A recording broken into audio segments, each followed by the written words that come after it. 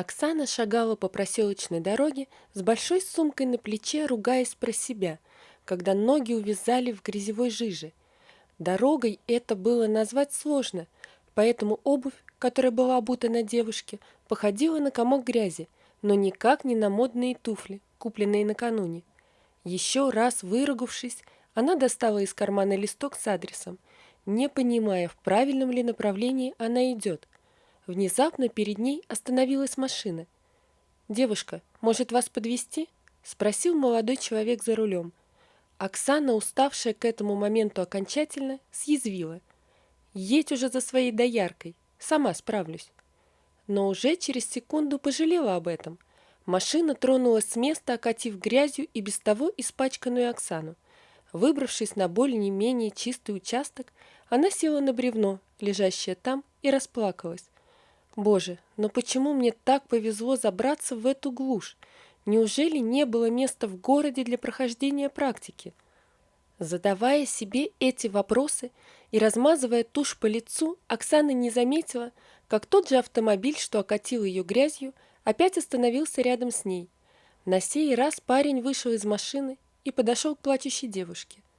«Ну прости, не рассчитал, разозлился. Просто ты так дерзко мне ответила, а ведь я хотел как лучше», — оправдывался он. «Катись ты со своими извинениями, ненормальный», — закричала Оксана. «Я готов все исправить. Может, скажешь, куда путь держишь?» Пытался разговорить ее незнакомец. Поняв, что припираться бесполезно, а добираться до места своего жилья все же нужно, она протянула ему листок с адресом. Внимательно изучив листок, он расплылся в улыбке. «Отлично, садись, подброшу», — скомандовал парень. «А как же грязь? Я же все испачкаю», — вытирая слезы, спросила Оксана, но незнакомец уже положил ее сумку в машину и открыл дверцу для нее самой. Сев в автомобиль, Оксана поняла, насколько замерзла, ведь одета она была совсем не по погоде. Да кто мог знать, что она попадет в такую передрягу? В деревне она была очень давно, в раннем детстве, когда вместе с родителями навещала бабушку, но с тех пор прошло много времени, и, привыкнув к прелестям городской жизни, она напрочь позабыла, что ее может ждать в деревне.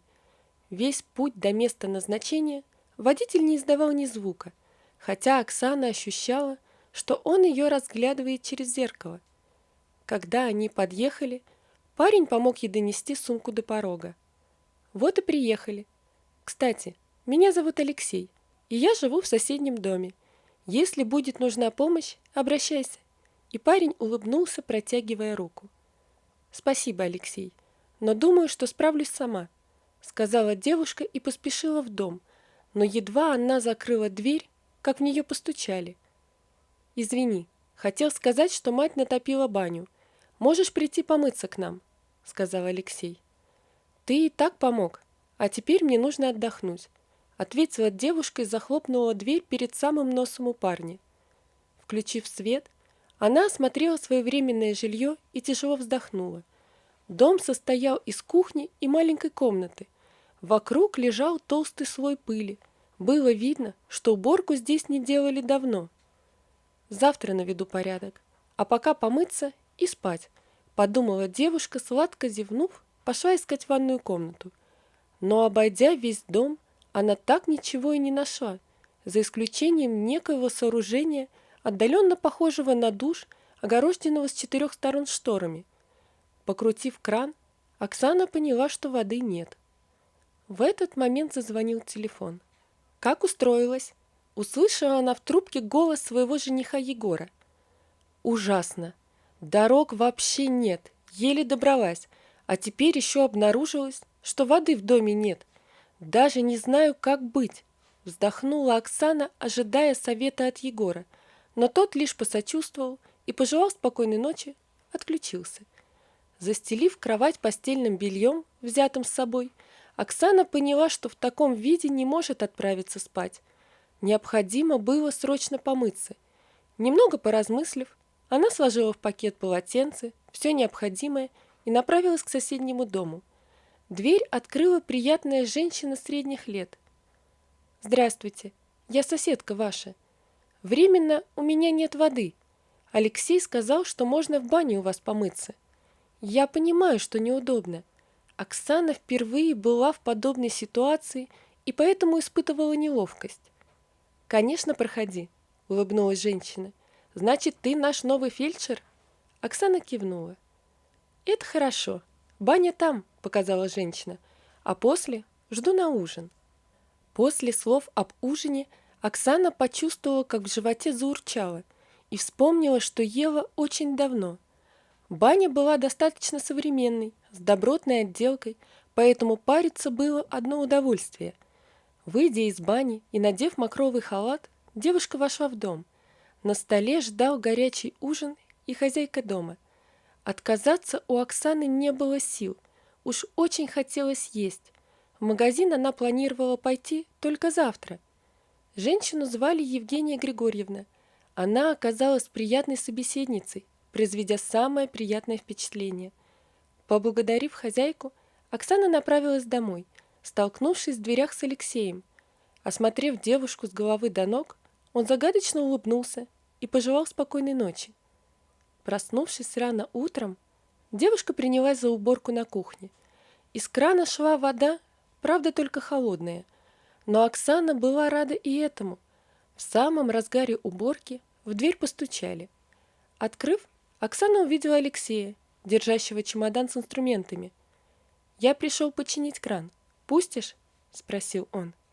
Не нужно было беспокоиться, правда, попыталась робко возразить Оксана, но Алексей уже разулся и прошел к месту поломки.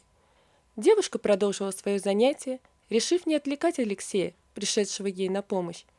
Через час из крана пошла вода, чему Оксана была бесконечно рада. «Почему ты мне помогаешь?» – спросила она парня, складывающего инструменты. «А почему не помочь, если мне не сложно? Тем более, ты мне понравилась», – просто ответил Алексей и вышел, оставив Оксану переваривать смысл своих слов. Сходив в магазин и закупив все необходимое, Оксана отправилась осматривать свое место работы. Егор больше не звонил. Это очень злило ее. «Мог бы поинтересоваться, как я здесь одна», – думала девушка. Зато Алексей несколько раз попадался ей на глаза, каждый раз стремясь предложить свою помощь. Девушка была удивлена, что в столь молодом возрасте парень умел делать практически все, что требовалось по хозяйству, чего нельзя было сказать о Егоре. Тот вряд ли вообще держал когда-либо молоток или отвертку в своих руках. Приступив к работе, молодой специалист Оксана сразу же пришлась по нраву деревенским жителям. Старики хвалили девушку, особенно благодарные пациенты старались подкармливать худенького фельдшера натуральной продукцией. Так на столе девушки всегда было свежее молоко, творог, сметана и куриные яйца. Оксана же, в свою очередь, никогда не отказывала никому в просьбе померить давление перед сном. Алексей навещал ее почти каждый вечер. Теперь они вместе пили чай и обсуждали последние новости. Постепенно Оксана стала замечать, что ее саму к нему очень тянет. У парня было отменное чувство юмора и просто золотые руки. К тому же он был очень обаятельный. Она и сама боялась своих чувств, ведь в городе ее ждал Егор, но ничего не могла с собой поделать. Но в один из вечеров Алексей показался каким-то расстроенным. «Что с тобой? Сегодня ты сам не свой», – спросила Оксана. «Я тут подумал, ведь ты здесь пробудешь еще 2 месяца». «Да», – кивнула девушка, – «а потом уедешь обратно в город». Алексей подошел так близко, что у Оксаны перехватило дыхание. «Конечно, после практики буду искать себе постоянную работу», – хриплым голосом отозвалась она. Алексей провел рукой по ее щеке и тихо спросил: «А как же я? Что же мне теперь делать?» Он заглянул ей прямо в глаза. Оксана была готова разрыдаться от внезапно нахлынувших чувств, но парень, быстро попрощавшись, ушел. Пообещал зайти на следующий день. Всю ночь Оксана не спала. Алексей не выходил у нее из головы, а утром, борясь с головной болью от недосыпа, она пошла на работу. Первая пациентка была молодая девушка, которая, войдя в кабинет, закрыла за собой дверь на щеколду. «Что вы делаете? Я никогда не закрываюсь на приеме», возмутилась Оксана. «Это ты старушкам расскажешь. А теперь послушай меня, курица городская. Алексей мой парень. Мой, понимаешь? И пока ты не приехала из своего города, у нас было все прекрасно. Мы собирались пожениться, а теперь из-за тебя он меня избегает. Только ничего у тебя не выйдет. Я жду ребенка. Ты же катись в свой город и забудь о нем. Уйди с моего пути по-хорошему», — шипела девушка, сжимая кулаки от злости. «Ждешь ребенка?» — переспросила она. «Не волнуйся, между нами ничего нет, а я даже не знала о твоем существовании. Больше он ко мне не придет, поверь», — ответила Оксана, и только когда за гостьей захлопнулась дверь, она дала волю слезам. Вечером, как обычно, в ее дверь постучали. Вздохнув, Оксана открыла дверь. Это был Алексей. «Больше не приходи, так будет лучше для всех», — сухо сказала она. Почему и что случилось? Парень ничего не понимал. «Просто нам больше не нужно видеться», — Оксана старалась говорить равнодушным голосом. «Я тебя обидел?» — не отступал Алексей. «Прошу тебя, больше не приходи. Между нами ничего не может быть». Оксана постаралась быстро захлопнуть дверь, но Алексей просунул ногу в дверной проем, спросил.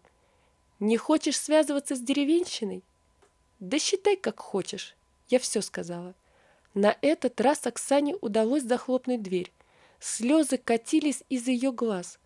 Взяв в руки телефон, она решила написать Егору, чтобы он срочно приехал. Алексей больше не приходил. Оксана часто его встречала на улице и всякий раз старалась отвести глаза, чувствуя, как он будто прожигает ее своим взглядом. А через несколько дней приехал Егор. Но радости от встречи с ним Оксана не испытывала. Понимая, что расставание неизбежно, но пока с его помощью Оксана решила забыть Алексея. В ближайший выходной они с Егором пошли в магазин за покупками. «Давай устроим пикник в ближайшем лесу». Егора настолько поразила деревенская жизнь, и поэтому он выдвигал идею за идеей. Оксане не очень хотелось идти, но пришлось согласиться. Ожидая на крыльце дома Егора, Оксана вдруг ощутила, как ее схватили за руку. Это был Алексей. «Ведь ты его не любишь. Зачем он тебе?» — спросил он только сейчас. Оксана заметила, насколько он похудел за эти дни, а его глаза были красные, будто он совсем не спал. «Люблю. И вообще, это не твое дело, понял?» — сказала Оксана, освобождаясь от его хватки. В этот момент вышел Егор. «Что случилось?» — спросил он. «Знакомься, любимый, это наш сосед Алексей. Извини, но нам пора». И, взяв Егора под руку, она направилась в сторону леса. «Не нравится мне эта затея с лесом. Может, на дворе пикник устроим? Там ведь места много», — предложила она Егору. «Да ты что? Посмотри, какие места, как в сказке. Когда еще будет такая возможность?» С восторгом отвечал Егор, оглядываясь по сторонам. «Я слышала, что местные жители почему-то остерегаются ходить в лес», — заметила она. «Ерунда. Выбрось это из головы. Этих деревенских не поймешь. Ты же со мной. Тебе нечего бояться», — заявил Егор. Подобрав нужную поляну для пикника, они разошлись в поисках дров для костра. Внезапно Оксана оступилась и поняла, что ее ногу что-то затягивает под землю. Закричав, что было сил, она пыталась выбраться, но со второй ногой случилось то же самое. Она поняла, что попала в трясину. Когда пришел Егор, у Оксаны уже началась настоящая истерика. «Вытащи меня отсюда, помоги!» — кричала она, но парень растерялся, стараясь держаться от того места подальше. «Что стоишь? Помоги!» — умоляла девушка. «Но я тогда сам завязну. Давай я кого-нибудь позову на помощь», — предложил он и убежал. Оставшись одна в страшном лесу, Оксана понимала, что помощи вряд ли дождется, и ее парализовал животный страх, а голос охрип от крика. «Кто-нибудь, помогите, прошу!» Попыталась она еще раз закричать. Вдруг Оксана почувствовала, как ее схватили за руки, пытаясь выдернуть из трясины, и услышала такой знакомый голос. «Помоги мне! Чуть-чуть, и мы обязательно справимся. Только не бойся, я рядом, и не дам тебе утонуть». Голос Алексея немного успокоил Оксану. Она расслабилась полностью, доверившись ему. После нескольких попыток Алексею все же удалось вытащить ее, и они кубарем повалились на землю. «Как ты здесь оказался?» – спросила она, переведя дыхание.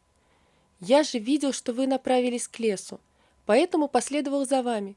Как ты решилась пойти? Я ведь рассказывал тебе, что местные никогда не ходят в этот лес». «Ты ведь рисковал жизнью, спасая меня», — сказала Оксана. «Ерунда. Ты так напугала меня. Я боялся не успеть. Никогда не простил бы себе, если бы с тобой что-нибудь случилось», — тихо сказал Алексей, прижимая к себе Оксану. «А как же твоя девушка? Ведь она ждет от тебя ребенка», — спросила Оксана. «Какая девушка?» Ничего не понимая, пожал плечами Алексей. «Ко мне приходила девушка, блондинка, просила тебя оставить, потому что у вас должна быть свадьба, и она ждет ребенка». Алексей засмеялся. «Теперь я понимаю, почему ты динамила меня все это время. Это Верка. Она с самого детства бегает за мной, но я и подумать не мог, что она на такое способна. Послушай, никакой девушки нет, и ребенка тоже. Кроме тебя мне никто не нужен. Я люблю лишь тебя», – прошептал Алексей. «И я люблю тебя», – ответила Оксана. Егор так и не пришел, а по приходу домой она не обнаружила его вещей. Оксана, окончив практику, устроилась на постоянную работу фельдшером в деревню, где она встретила свою любовь. Сегодня к ней на прием заглянула Петровна. «Оксаночка, я тут тебе молочка принесла парного. Но как мы без тебя будем? Не с ребенком же принимать нас будешь». «Не беспокойтесь, Людмила Петровна, уже есть кто меня сменит на время. Даже соскучиться не успеете». А через полгода после рождения дочки Катеньки Оксана уже принимала больных, ведь помощников и нянечек была целая деревня. Вот такая история, друзья. Напишите, пожалуйста, что вы думаете об этой истории. Не забудьте подписаться на канал и поставить лайк. Помните, что истории выходят не только здесь, но и на Рутуб. Всего вам доброго. До свидания.